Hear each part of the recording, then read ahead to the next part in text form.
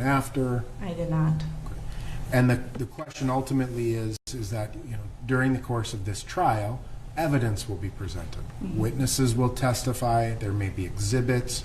If we're talking about a four-week trial, it's going to be a fairly sizable number, right? Can you put what you saw kind of to the side and judge this case exclusively on the evidence as it's presented in court? Yes, believe so. Okay. Is it a yes or I believe so? Yes. Okay. All right. And you understand under the law, Mr. Chauvin is presumed innocent? Yes, I do. So you can start kind of with a clean slate, ground zero, presume him innocent? Yes. And will you do that? Yes. You were also asked about your general impression of Mr. Floyd. You wrote neutral. And when asked why, you said, "I only know that George died as a result of this encounter. I do not know what his actions were prior to this taking place." Did you ever learn anything about what happened before? I did not. Okay. And you indicate that you knew he died as a result of this encounter. Did you form an opinion that Mr. Chauvin was responsible for Mr. Floyd's death? No. I never heard, what a cause of death was. So ultimately I don't know the answer to that question. Okay. And ultimately, much of the evidence that is admitted in this case may center around that very issue. So again, you can listen to the evidence as it's presented in court and make your decision based on that and not any opinions or information you may have learned beforehand? Yes. Okay. You were asked whether you or your friends, your family members, or coworkers had discussed this matter, or whether you had posted any opinion online. Do you recall? I've not posted about it online.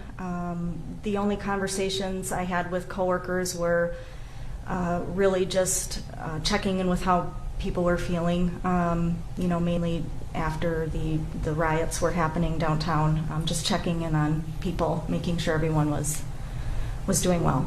Say, do you have friends or coworkers that live in the downtown or in the general area where the riots were taking place? Yeah, a few coworkers. Mm-hmm. And so were you more concerned for their physical safety, and that's what you mean by checking in? Yeah. Okay. Well, that leads into the next question. One of the questions you were asked about whether there was a negative or positive effect as a result of the protests that occurred after Mr. Floyd's death. And you wrote both. I think there are both negative and positive effects that have resulted. Can you tell me what the negative is and what the positive is? Sure. Negative was, obviously there was a lot of damage done to businesses and probably homes, destruction and, fires and that was obviously negative. The positive things that I see that came out of it were, really giving people a voice that maybe didn't feel heard, and getting people rallied around some of the issues that they feel they face today. Okay. And you understand ultimately this trial is not about broader social issues. Yes. And regardless of your opinion on those, Do you feel you can be a fair and impartial juror? I do. And you would base your, again, decision on the evidence and not your perception of whatever social issues may exist? Right, yes. You were asked or presented with a series of statements, just sort of blanket statements, and you were asked to rank your opinion from the range of some strongly agree to strongly disagree. Do you remember that generally? Yes. And ultimately, I'm going to just cover a couple of these with you. One of the statements reads, blacks and other minorities do not receive equal treatment as whites in the criminal justice system, and you somewhat agreed with that statement. Can you explain why you somewhat agreed with that statement? It's really just a perception that I have based on, what I hear. I have no data or information to back that opinion up. It's really just, what you hear in the media. Sure. One of the questions was about the media, and it said discrimination is not as bad as the media makes it out to be, and you had no opinion of that. So the media, do you think the media conflates it or understates it? I don't know. Okay. You were asked whether police in your community make you feel safe, and you checked that you strongly agree with that. Yes. And you were asked about your position on defunding the Minneapolis Police Department, and you took no opinion. Why? Honestly, I don't know enough about that to have an opinion. I'm not sure exactly what it means. Okay. Or what effect that would have on the police. Okay.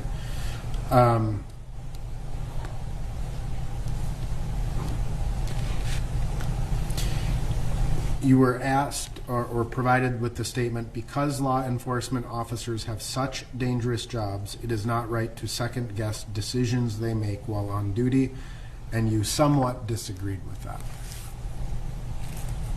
Why? Police officers are human.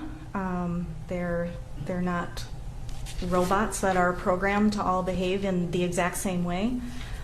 So I feel like, as humans, they can make mistakes as well. And, if there's a case in which people feel like anyone was mistreated in any way, I think they should be asked about it and asked to explain why any certain events took place. Okay.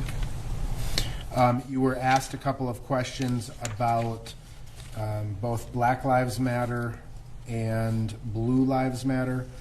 You took a neutral response to both, and you wrote, I do not know enough information about this cause to have an opinion based on facts. Yes. Do you have an emotional response to either of those causes? I don't. Okay. You were asked, or you identified that you have some relatives who work in the medical profession. Mm-hmm. Yes. If you were to be a juror on this case, would you, and you hear medical testimony, would you call your relative and say, hey, this is what they're saying, what do you think? Teach me about how this works? No. Okay.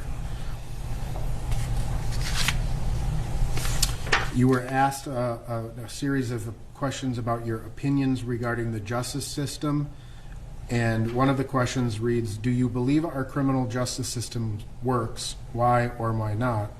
And your response was, I believe it works, but there's room for improvement.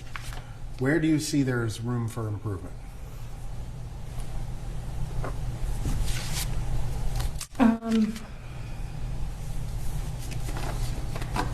That's a tough one.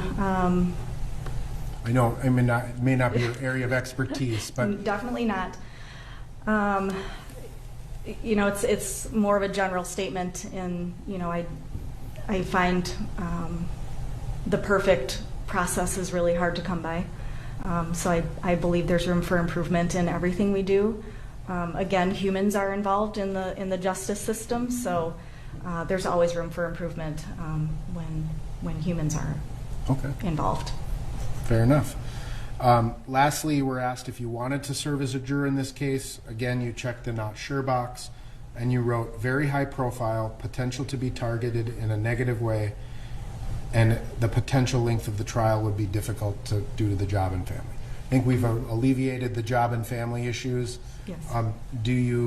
Would you be so concerned about your personal safety or your family safety as a result of your verdict that it would cause you to vote a particular way to avoid what you view as a potential targeting? No. Okay. All right. Well, I appreciate your time. If I may have a few minutes, Your Honor. Sure.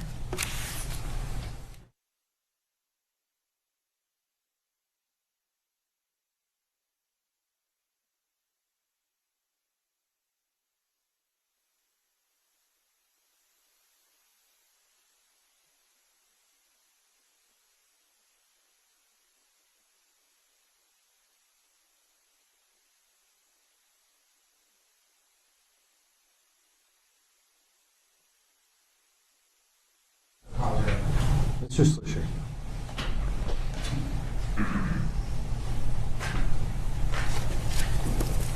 Thank you, Your Honor.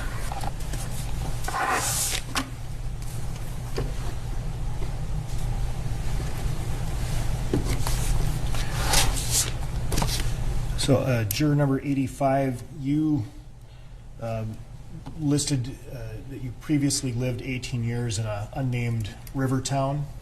Is that your childhood home? Yes. And then you left the state of Minnesota for some period of time. Is that right? Yes. Lived in Wisconsin. Did you just go across the river? Did you go far? Not too far, just for school. Okay. So when you were living in Wisconsin, were you kind of in the western Wisconsin area? Yes. Okay.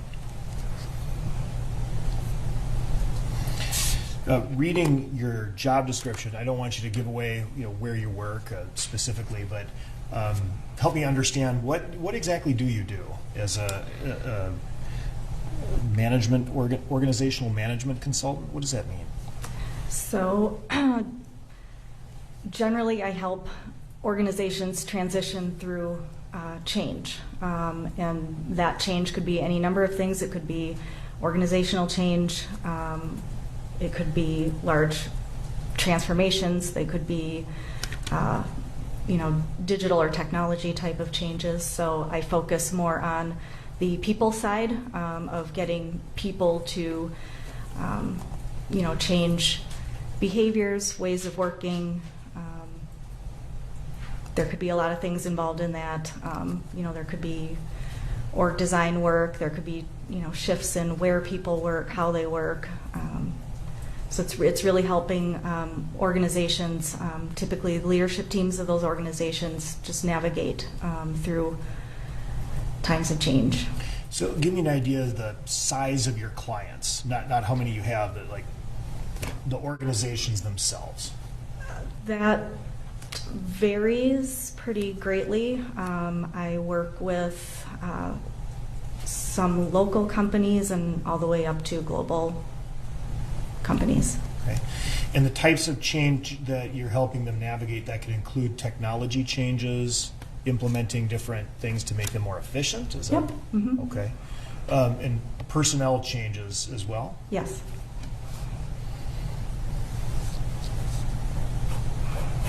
What about like corporate culture? If there have been issues with an organization that, say, has experienced some instances of sexual harassment or discrimination, do you help companies navigate through culture changes as well? Yes. Mm-hmm. How do you do that, and how did you get a background doing that? That's a great question.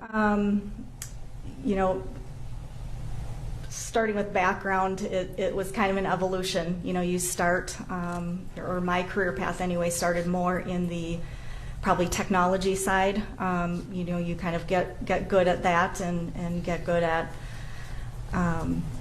making or helping organizations move in a new direction. And then it just evolves over time with experience. You kind of work into more of the complex issues or things that face companies like culture. It's not, yesterday you press the B button and tomorrow you press F. That's pretty straightforward. But when you're talking about culture, it's pretty significant in getting people to really change their mindsets and how they think about the work they do.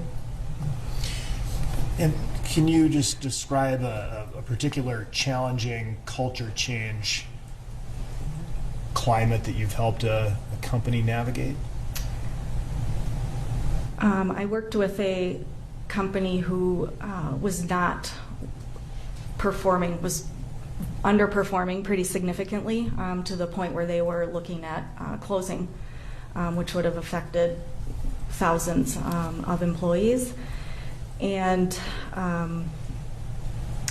we did a lot of things around, there were obviously a lot of efficiency, things that needed to kind of be implemented. But with that, we also needed to help shape people's thinking around how can we as a company be more efficient? Do I need to do X, Y, and Z? Do I need to always travel to go see various partners? So just really getting people to think more in a cost-conscious, effective manner. Really getting employees even down to what I call line level employees of what can you do in your day-to-day work that can help. What's slowing you down, what's getting in your way, how can we make this more efficient? So really engaging the whole company at all levels. It wasn't just a CEO saying this is what we're going to go do. It was really engaging everybody and having a voice in what that looked like. That actually sounds really hard. It sounds like a hard job. It is. Yeah. So you're trying to, not just have a CEO say, this is what's going to happen. We need an attitude change. Here's what your new attitude is. Right. You're trying to get people to kind of buy in. Yes. Have you then, in a larger organization, I'm assuming you've had to work through areas of diversity and inclusion in order to get buy-in from all members of the organization? Diversity and inclusion in particular as a... Yes. I have not played in a D&I specific work. How are you, I guess, in helping an organization through any kind of change, able to get buy-in from all members of the organization, no matter what their role or background is? It really starts with identifying, who is it that we need to move and how does that impact what they do today. And a lot of times you identify multiple different groups. Not everybody's the same. So you have different groups within a company. You might have people that have been there for 50 years, and changing the mindset at that point is going to be very difficult. You might have someone that's just joined 6 months ago, and it's not going to be as hard for them.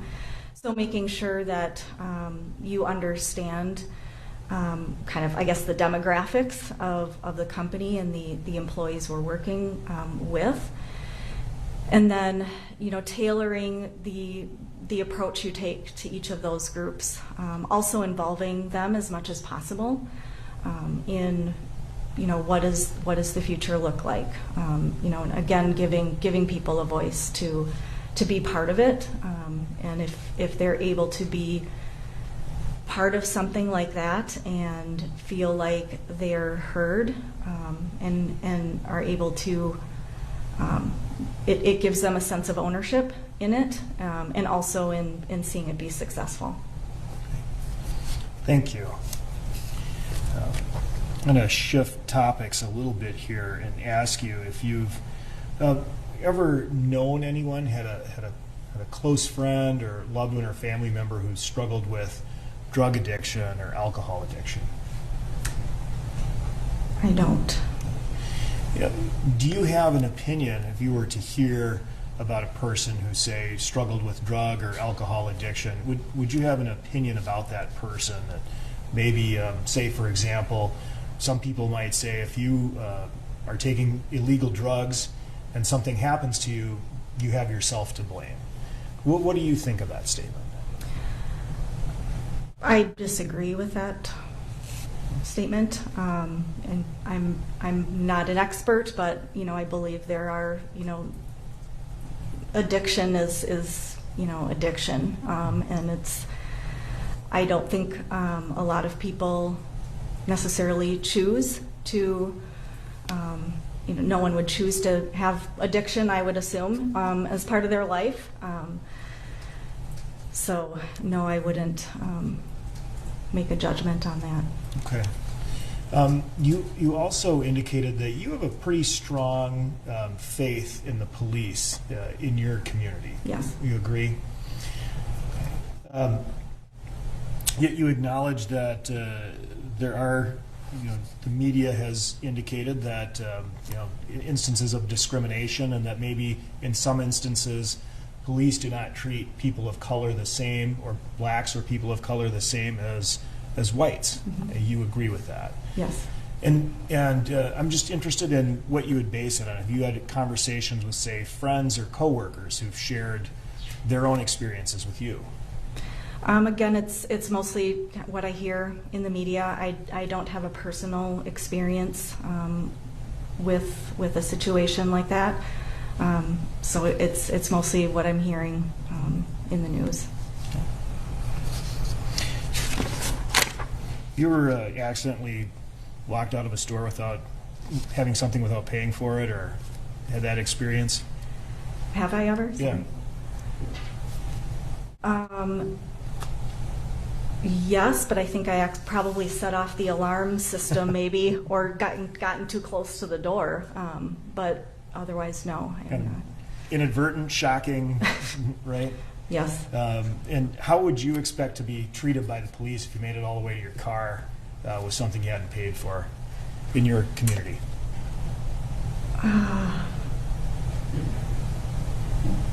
How would I expect to be treated?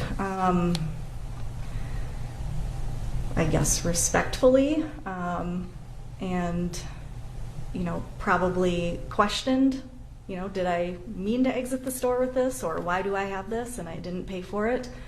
And do you feel that you would cooperate with the police? Yes. And do you think that's an important thing for someone to do, to cooperate with the police when you're interacting with them? Yes. And some people might say that if you don't cooperate with the police and something happens, then you have yourself to blame. You should have cooperated with the police. What do you think of that statement? I would generally agree with that statement. Okay. And why is that?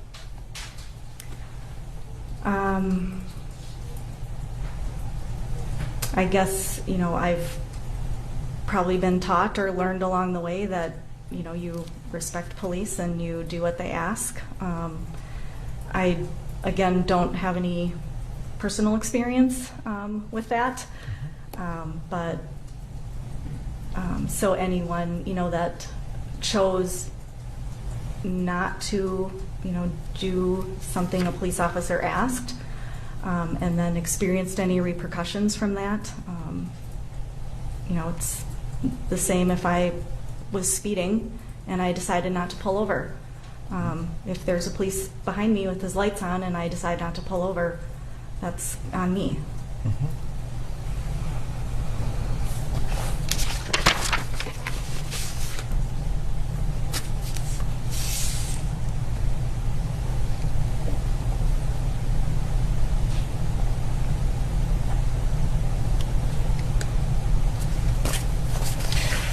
You indicated in the questionnaire that you might have find some difficulty in viewing graphic images. Yes. Okay.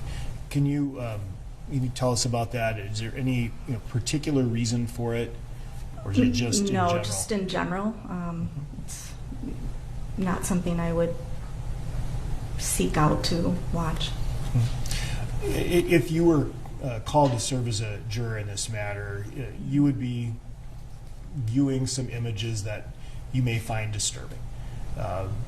Knowing that that's part of the jury service and part of the requirements here, would you be able to do that, or would you find just graphic images so disturbing that you wouldn't be able to focus on the evidence and really put those images in the proper context? Yes. That you would find that too difficult, or sorry. you would not? That was a terrible question. So.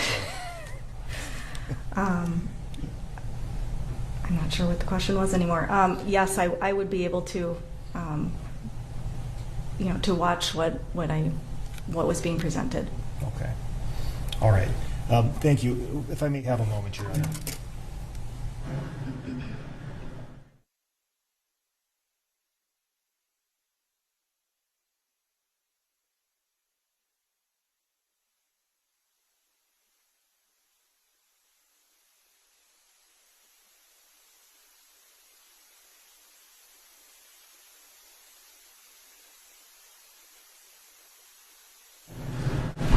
Thank you.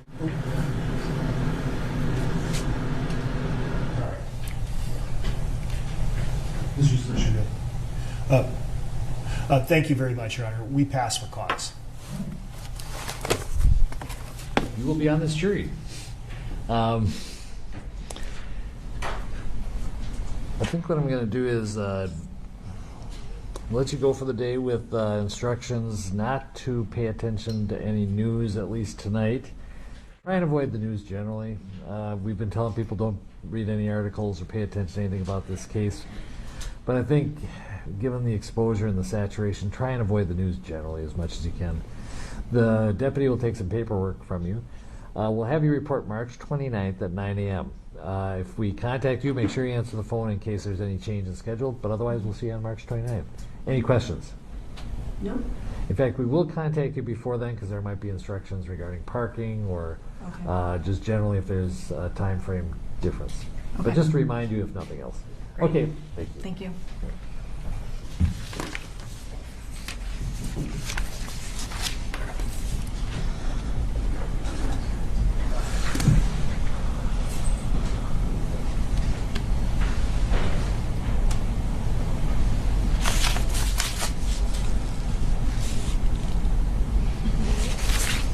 All right, sir.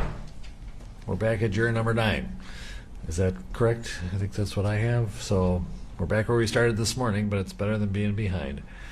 So that was the last juror for the day. It's 4:15, so we'll break until 8:30 tomorrow. I will entertain the argument that the state wishes to make regarding Dr. Vinson.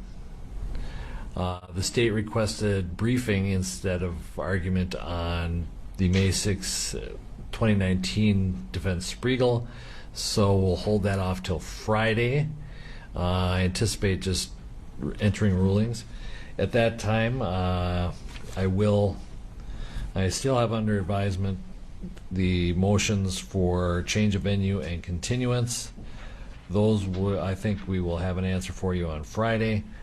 In the meantime, I told the defense and the state that at a minimum to deal with some of this new pretrial publicity, this is not indicate a firm decision on the other motions, but I at a minimum will allow the defense to have 3 additional peremptory and the state to have 1 to deal with these additional recent pretrial publicity issues that have been created. So, anything else for the record before we recess? Mr. Slisher, anything? Yes, Your Honor. Just for the record, and you did indicate that to defense counsel prior to the questioning of jurors this morning, and so they were aware of that, the extra preempts during the questioning today. And also, Mr. Schaefer has reminded me that we should put on the record that the parties have met and are in agreement on striking the following jurors for cause based on the questionnaire alone: 108, 112, 122, 124, and 125. And I'm reading that from Mr. Nelson's email.